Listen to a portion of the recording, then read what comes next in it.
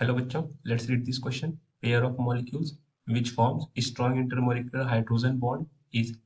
This is the fill in the blank statement question. So हमें बताना है कि given pairs में से कौन सा pair इस blank में fit होगा. For that, please note the key concept of this question, which says that hydrogen bond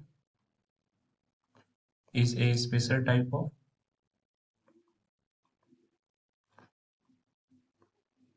dipole attraction,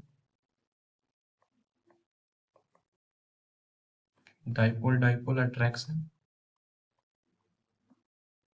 in which one of the pole is H atom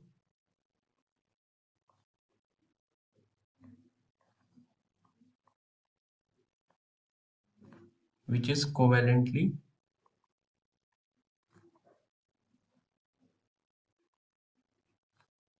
bonded with two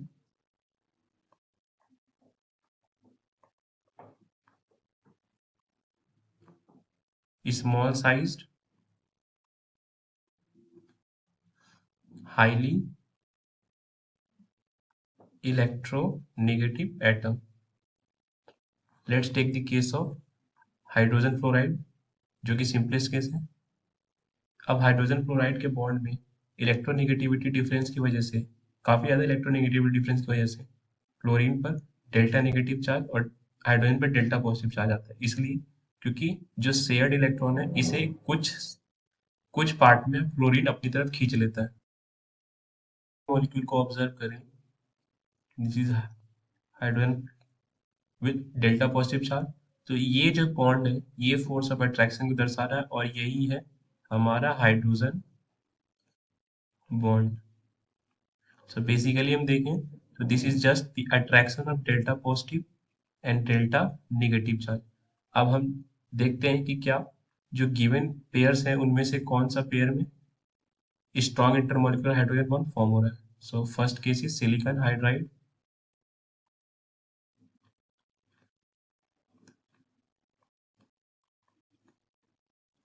and silicon tetrafluoride.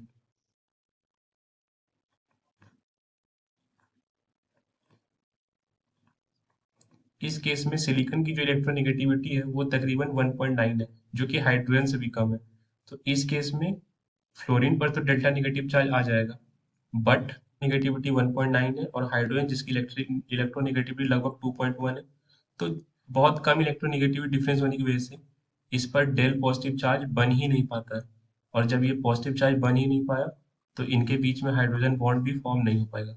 यानी these two molecules not form strong intermolecular hydrogen bond. Let's check option B.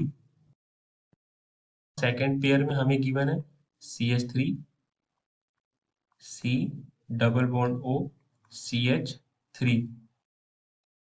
On the other molecule we have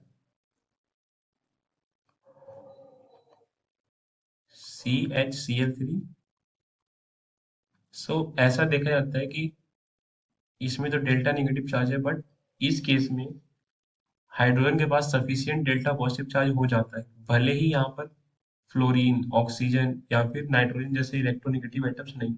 but तीन chlorine effect के वजह से जो cumulative effect आता है उनकी वजह से हाइड्रोजन पर नेट डेल्टा पॉजिटिव चार्ज हो जाता है और यहाँ पर एक हाइड्रोजन बॉन्ड एग्जिस्ट करता है.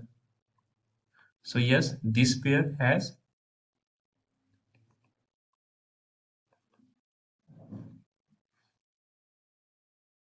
Hydrogen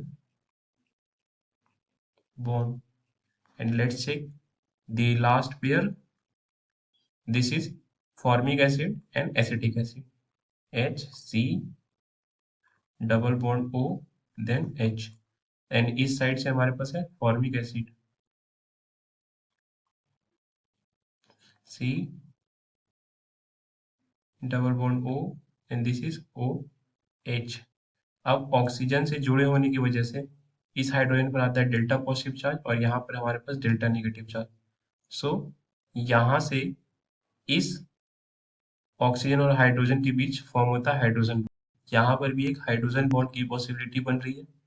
this is delta positive and this is delta negative. So clearly जो स्ट्रॉन्गेस्ट हाइड्रोजन बॉन्ड है between all the three pairs, this is with option C, और this is with third pair.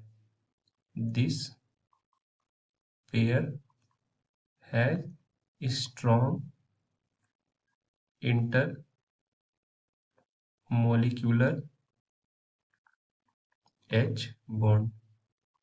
सो इस blank में जो pair आएंगे this will be HC double bond OH and CH3COH. I hope आपको ये concept समझ आया स्टूडेंट्स. Thank you.